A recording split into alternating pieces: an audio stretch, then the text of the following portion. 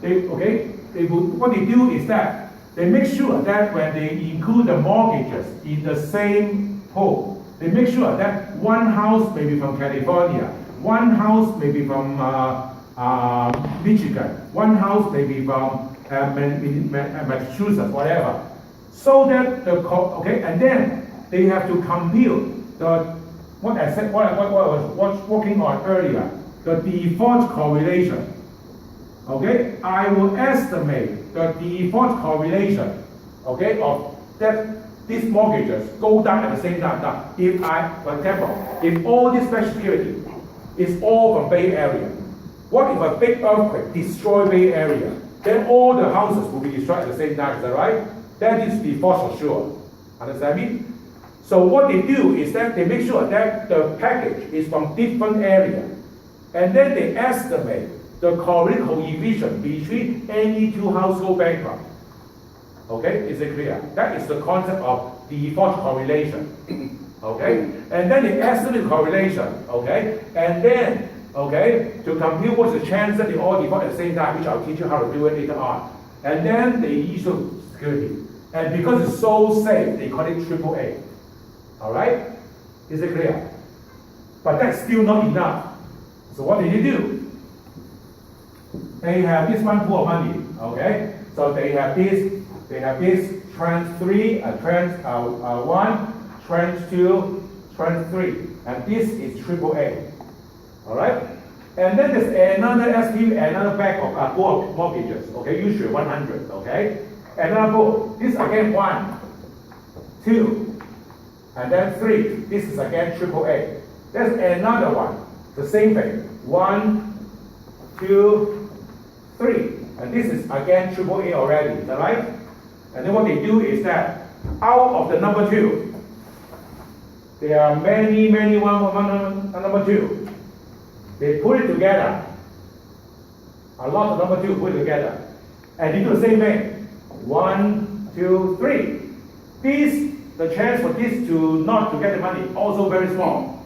And then Moody and S&P also give it a AAA rating. Okay, so from the garbage you get something out. Okay, it's not enough. After that you have another layer. So that you have 3 or 4 different layers. After you have a whole bunch of this, get a lot of 2, and you have a whole bunch of this, and get another all these 2 together, get another AAA. Okay, this can up to 3 to 4 level of AAA. Okay, bonds. Okay, you just get the garbage, get the diamond out of garbage, basically. That's what they do. So suddenly, there is a huge supply of AAA bonds. So everybody is very happy. Okay? Is it clear? That is the story. Why suddenly there's huge demand of AAA bonds, and that's the way they create it. But the outcome is, because now, when the banks get all these mortgages, and then they no longer hold them. Once they get the packages, the mortgages, they will package as asset-backed security. They immediately resell it to the investor. Now, if I'm the bank, how can I make money? I only make money from the fees I collect when I initiate a mortgage. Okay, all right, because I sold everything already. Okay. So that's why I just want to get as many mortgages as possible. Okay, every mortgage I earn a fee.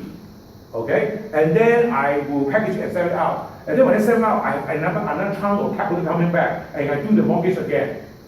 Because of that, banks become much more careless, much less careful about their mortgage. Okay, process. Okay, after all, I don't hold it. Who cares? Is that right? Okay, so that's what's going on. Okay, and then in order to do businesses, actually the banks really try to encourage people to borrow money. Okay, in those days, in around 1990 up to 2008, there was a story. Okay, unfortunately I did not know it beforehand. There was a story. Now I go to Timothy. Okay, he is homeless. Okay, and then I go to him. I say that, do you want to get a mortgage from me? I'm a bank. Okay, he said that I'm homeless. Doesn't matter. Okay, I'll give you a loan if you want to get one. Okay, so he said that I have no money whatsoever. Doesn't matter. Okay, the house is $200,000. Okay, I will loan you $200,000 to buy the house. Okay, all right. And think about it, housing price only go up in the Bay Area. So today you get a mortgage, buy a house of $200,000. You have no money, doesn't matter, I give you all the loan. And then later on the housing price go up to $250, $200,000. Then you make about $50,000 out of nothing. Okay, so good. Okay, is it clear? So do you want to know? You said that, okay. But even if I give you a loan, I buy a house, I have actually no money to buy any furniture. Don't worry, I give you a 120% loan. The house worth $20,000, I loan you $240,000. So that you have $20,000 to furnish your house. Do you want it? Please?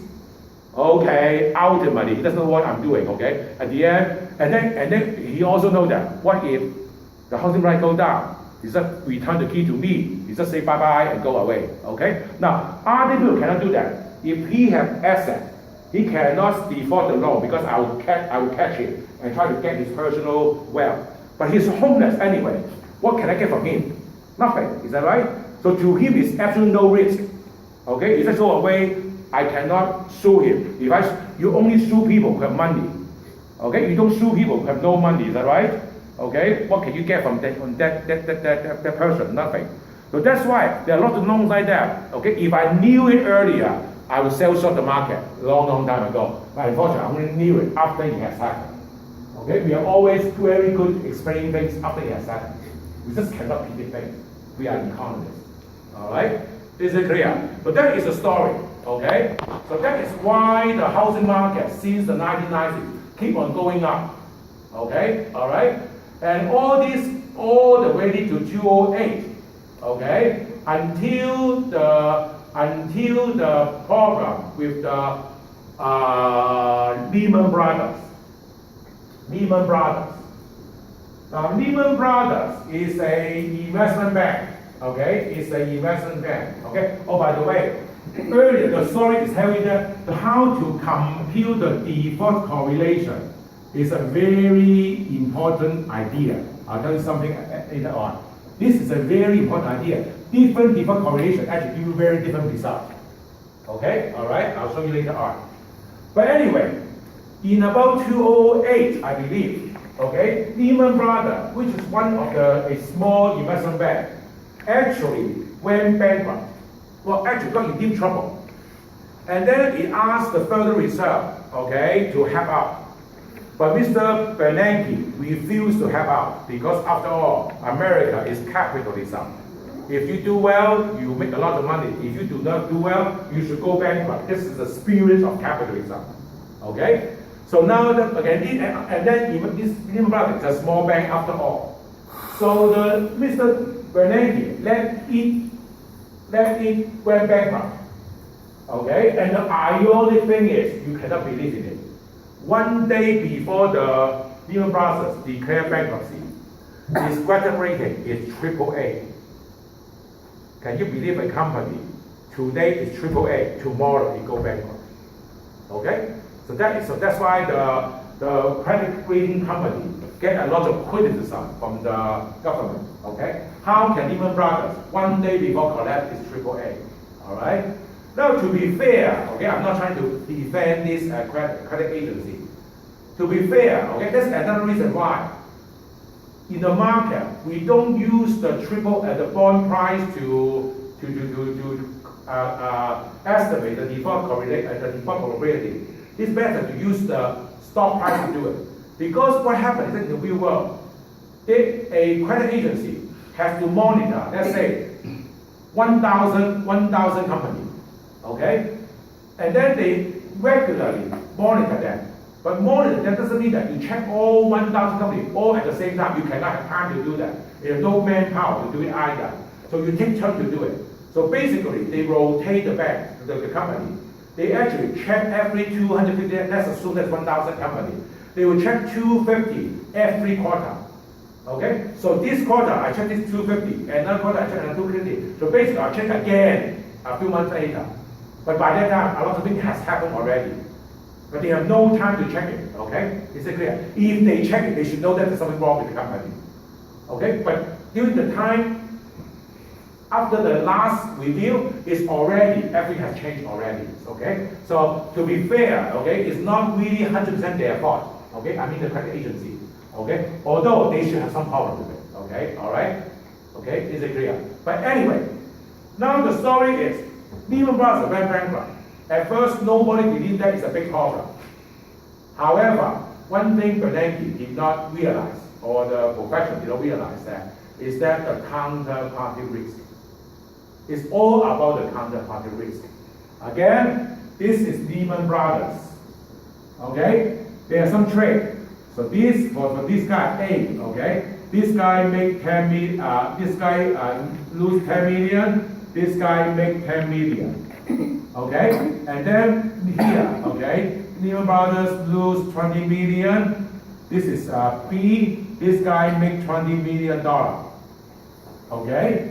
And then this guy also have another trade with C, so that this guy actually make lose $20 million, and this guy is going to make $20 million, like this, for example. Okay? Now the story is, okay, now Lehman Brothers is not doing well. It's losing money all the way. So now it default. Okay? Now when it default, what happened? B, do you see that? B have two trades. This guy is losing $20 million against C, and making 20 million against Lehman Brothers. So as a whole, it just break even, is that right? Okay? Company B just break even. But now when Lehman Brothers default, Lehman Brothers is not going to pay the 20 million to B. So B see this money disappear. So now B immediately have a net loss of minus $20 million. So B also get into trouble. Okay? When B get into trouble, C may have another trade losing 20 million with D. Now when this also get in trouble, this default is not. So this is gone. Now C also get into default. This is a chain reaction. Okay? Lehman Brothers is a small company, but because of the chain reaction, a lot of companies will get trouble until the whole banking system collapses. Okay? Is it clear? And then the worst thing is, during this crisis, a lot of people, okay, some people actually own the bonds. So in order to protect themselves, they went to AIG to purchase the CDS, okay, the credit default swap, okay. And the interesting is, or the ironic thing is, you understand that I cannot go and buy a life insurance policy for Eric. I cannot do that. I must have his authorization to do that. Okay? I cannot simply go out to an insurance company. I buy a life insurance for him. And then after I buy it for him, I bring him to McDonald's every day, 3 meals a day. After a very short period of time, he died because he just died of heart disease. Okay? Then I collect my $1 million, okay, life insurance policy. Okay? Is it clear?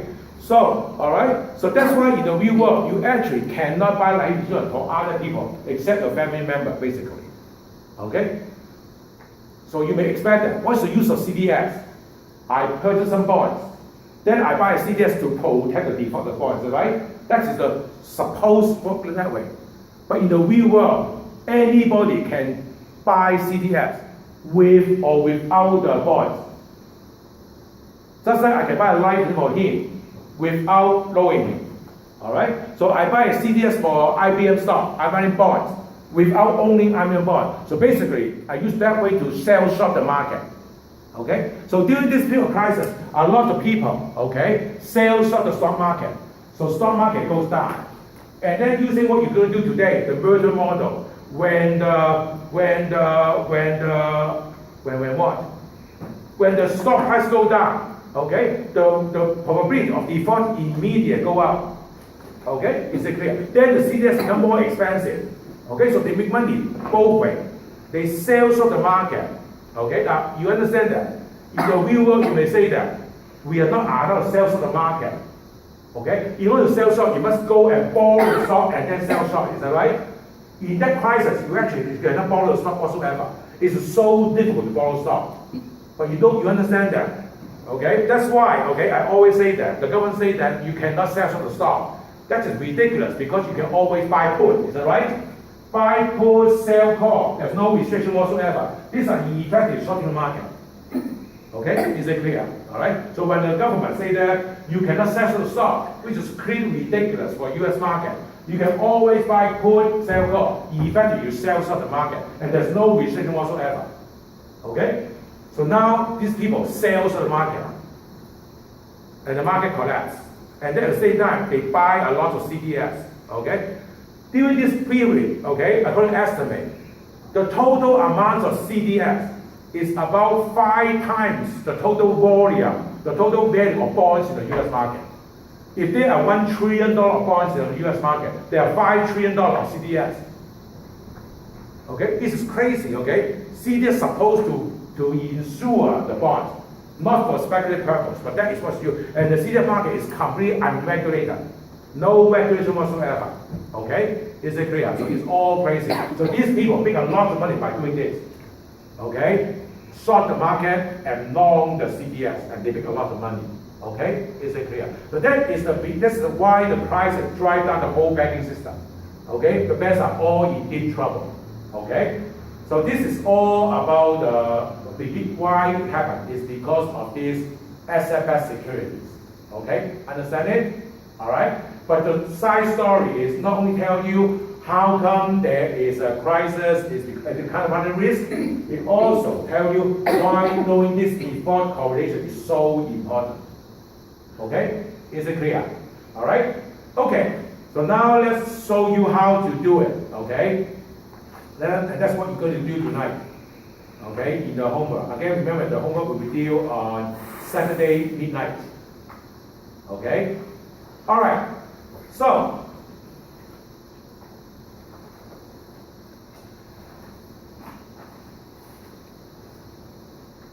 okay, what default correlation?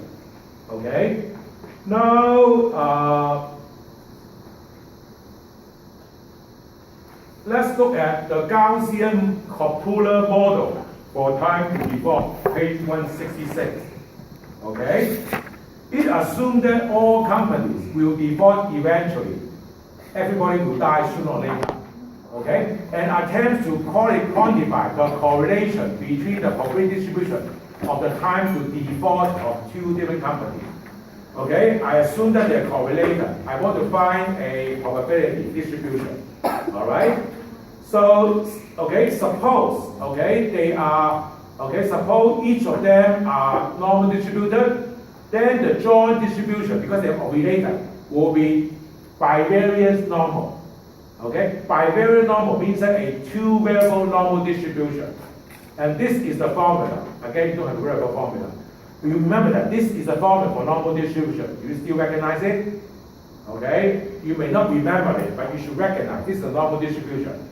So this is the formula for bivariate normal distribution, which depends on x and y, and also rho. Rho is the correlation coefficient.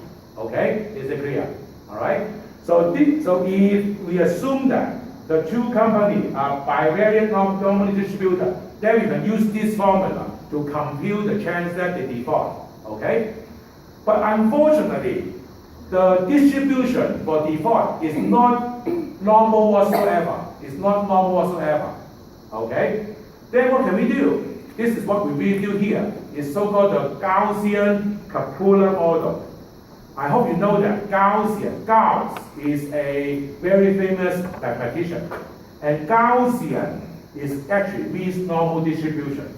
Okay? Gaussian actually means normal distribution. When we say that we have a Gaussian distribution, we mean that we have a normal distribution. Okay? Apparently, the normal distribution was discovered by Gauss, okay, who is one of the greatest economists mathematician in the history. Alright?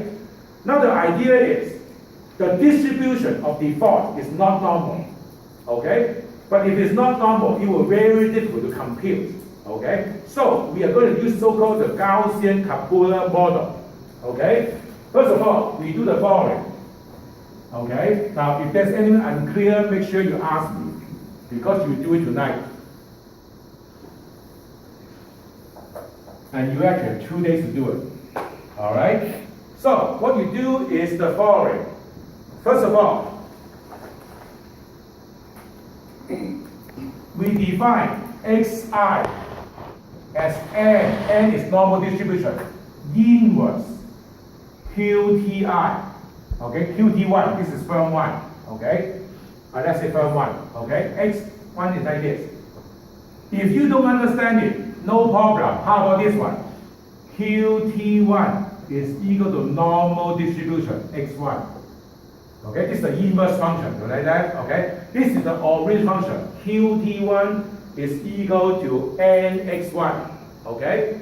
Or x1 is n inverse qt. You know that fxy is fx, or f inverse y is equal to x. You know that. This is like this, okay? So now let's say this is the original qt. Doesn't matter. Okay, this is my own qt. Okay. All right, this is the original QT, okay? Now, what I do is the following, okay? Now, this is the, whatever, this is clearly not normal, okay? This is clear, not normal. This is the probability distribution, okay? At what time it will default. This is my T1, okay? So now what I do is, suppose this is T1. This is the time. Now this area tell me that this is the probability that it will go default. Okay? So this is the probability that it will default. The probability of default. Okay? So then what I do is I go to the normal distribution. Okay? Suppose this is 5%. Suppose this is 5%. I just go here. This is 5%. Then I will get this value.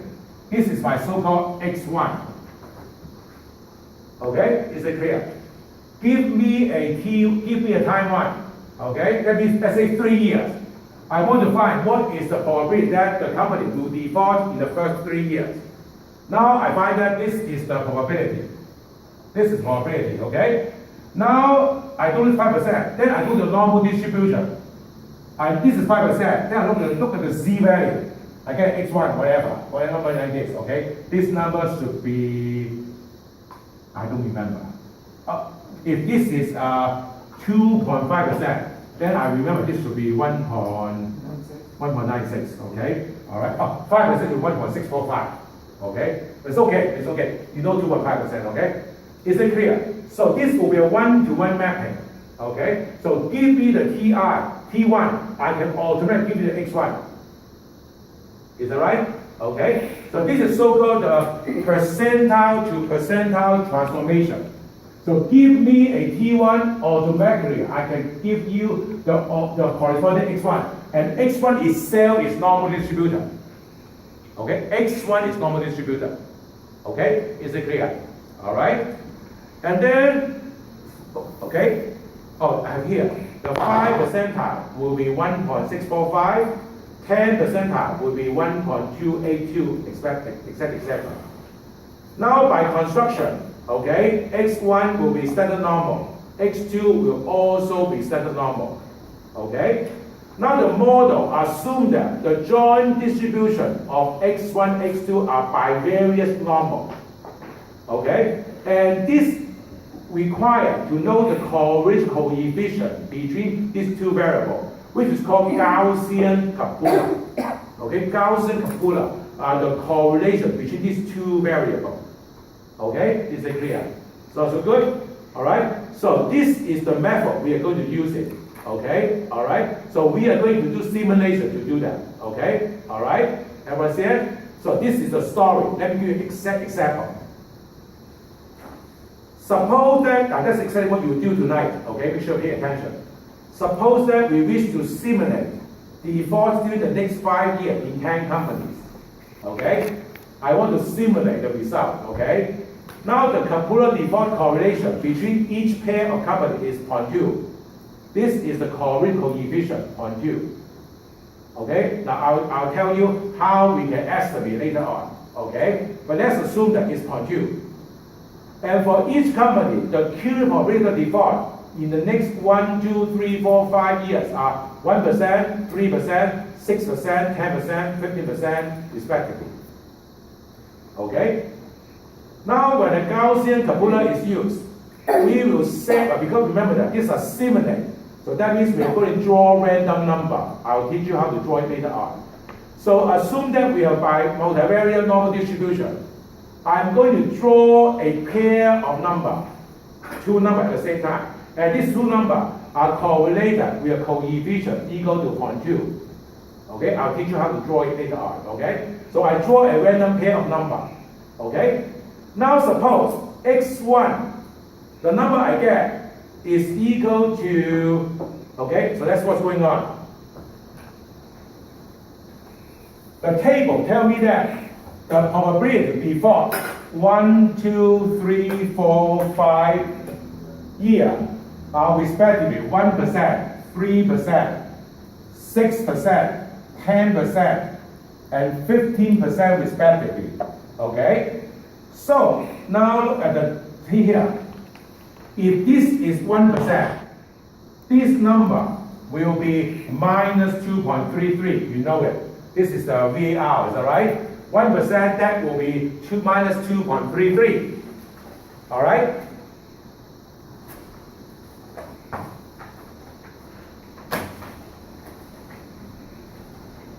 Okay. Now, if this is 3%, then the number will be n inverse 0.03, 3%, and the number will be minus 1.88. Okay? If it is 6%, this number will be minus 1.55.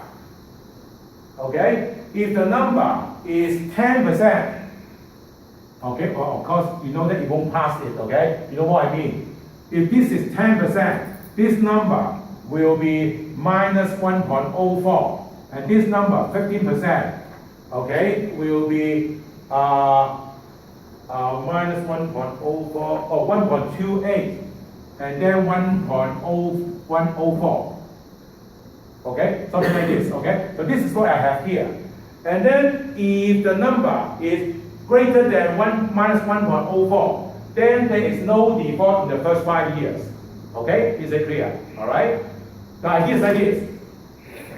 The chance for the default in third year is 1%. So when I draw a random number, the chance for the C value, xi value, to go be less than 2.33 is also 1%. They are matching together. Is that right? Is it clear? So if I randomly pick a number, that number is less than minus 2.233, we conclude that the chance for that coming to default is 1%. Okay? Okay? If I draw a C value less than this number, that means it is on this side. I say that it will be 1% chance that default. If I get the number here between minus 1.55 and 1.24, then I say that the chance will be 10%. Understand me? Okay? This is how we draw the random number and conclude how many years it will default. Okay? Is it clear? So good? And then most likely, because of the distribution, okay, this is 0. It can be positive negative. This will be no default whatsoever. Okay? The chance for the no default is actually very big. Because the chance for default in the first 5 years is only 50%. So the chance of non-default is actually very high. And also, when you draw a random number, the number is bigger than minus 1.04 is actually very big. How big? 85%. Okay? Is it clear? So this is called simulation. So you randomly draw a number and see the number which will fall in. Okay? So as I say here, if the number is less than 2.33, a default will happen in the first year. If the number is between this and this, the default will be happen in the second year. Okay, second year. Okay, because less than 3%. If the number is between minus 1.55 and this, it will be 3 years, and so on and so forth. So tonight, when you do the homework, you will use the same number. You will use the same number here to do the homework. Okay, you're going to use the computer to randomly draw a number. and then and see what's going on. Okay? And for here, I'll show you a spreadsheet, but I will not do a spreadsheet for you. Okay? I just sent you a spreadsheet a few minutes ago. Okay? That will help you to do the solve, but it's only less than 20% of the work. There's still 80% you can do. Okay? Yourself. Sounds good? All right. But now, how can I draw a bivariate distribution, a random variable? Okay? This is how to do it. Now, I don't know whether there's any other way to do it. Okay? But since we are using Excel, so I'm going to use Excel to do it. Okay? There should be some other way you can do it, but I do not know it. Okay? And I only know how to do it by Excel. Okay? So since everyone has Excel, so we also do it by Excel. Alright? This is from this gentleman right here, Charles Ennis, okay, a long time ago. The way to do it is like this. Now from the Excel, it is very easy to draw a random variable from the standard normal distribution. I'll teach you how to do it. Okay? Excel actually have a function which are allowed to randomly draw a number from the standard normal distribution. I'll teach you how to do it. Now, suppose you draw the two numbers. Okay, you draw the two numbers. Okay, one is called Z1. I draw two numbers. One is called Z1. One is called Z2. Then how can I get a bivariate normal distribution number? Okay, now these two are from standard normal. Each one of them is from standard normal. And then I will divide x1 as mu1 plus sigma1 C1. Okay? Mu1 plus sigma1 C1. But one thing you must understand, since C itself is a standard normal distribution, so this will all